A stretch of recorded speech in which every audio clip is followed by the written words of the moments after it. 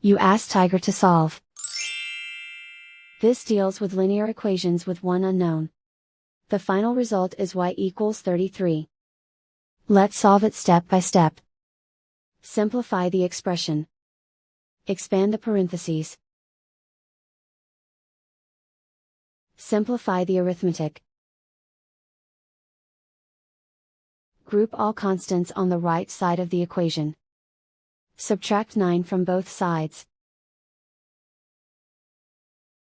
Simplify the arithmetic.